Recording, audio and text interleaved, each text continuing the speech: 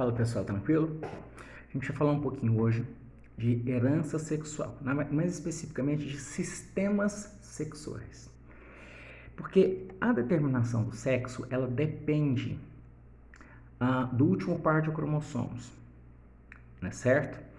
Independente do número de cromossomos que uma espécie tem, eles vêm em pares, costumam vir em pares, e o último par de cromossômico é o par sexual.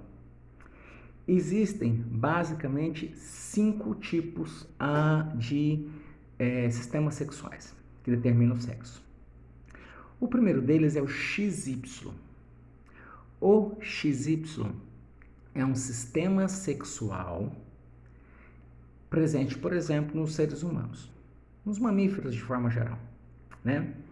E nesse sistema XY, o macho é XY e a fêmea é XX, no último cromossomo sexual.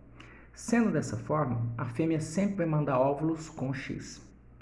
E o macho sempre vai mandar metade dos espermatozoides com X, metade com Y. Então, aí vai depender de qual é o espermatozoide que vai fecundar os óvulos. Se o espermatozoide que vai fecundar os óvulos for com X, vai ficar XX, fêmea. Se o espermatozoide que fecundar os óvulos for com Y, vai ficar XY, macho. Bacana? Existe também o sistema X0, presente, por exemplo, em alguns insetos. No sistema X0, funciona parecido com XY. A fêmea é XX e o macho é X. Ele tem um número de cromossomos ímpar. O último par não é par, é só um, é só X. Então, a fêmea sempre produz cromossomos com X, como no sistema XY, e o macho produz cromossomos produz espermatozoides, né? A fêmea produz óvulos sempre com X e o macho produz espermatozoides ou com X ou sem o cromossomo sexual. Se o espermatozoide com X fecundar o óvulo com X, XX, fêmea. Se o macho liberar um espermatozoide sem cromossomo sexual, vai fecundar o óvulo que tem um X, aí fica um X só. Aí vai ficar macho. Espermatozoide com X, fecunda o óvulo com X, XX, fêmea. Espermatozoide sem cromossomo sexual, fecunda o óvulo com X, fica só com X, macho. Tem também o sistema ZW, muito comum entre animais, entre aves, como é o caso da galinha. Aí lá, no ZW, é inverso ao XY. Por que é inverso? O macho é ZZ, ou seja, homozigótico, e a fêmea é ZW. Então, quem determina o sexo é a fêmea. É igual ao sistema XY, só que invertido. A fêmea produz óvulos com Z e com W, e o macho produz só com Z. Então, nesse caso, quem determina o sexo é a fêmea. Paralelo a esse sistema, existe o Z0.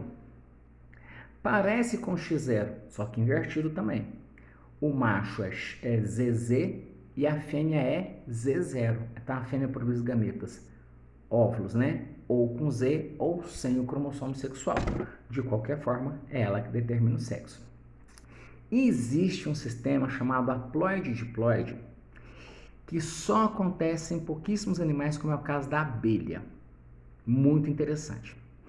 Onde a fêmea pode produzir um óvulo, que é N, né, obviamente haploide, esse óvulo ser fecundado por um espermatozoide e formar um indivíduo diploide, que nesse caso sempre será fêmea.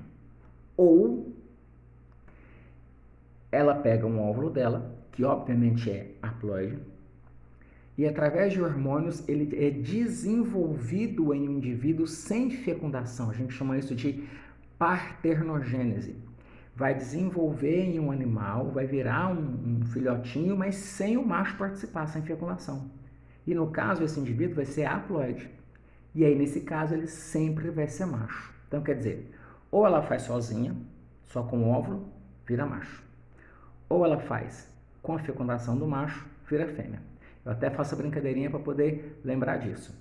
Nesse caso do sistema sexual haploide-diploide, não precisa de macho para fazer macho. Guarda essa frase, não precisa de macho para fazer macho. Beleza? Os sistemas sexuais foram dados, aí as heranças sexuais a gente dá durante a aula, tá? Porque se a gente precisa explicar com um pouquinho mais de detalhe. Até a nossa próxima aula, fiquem com Deus.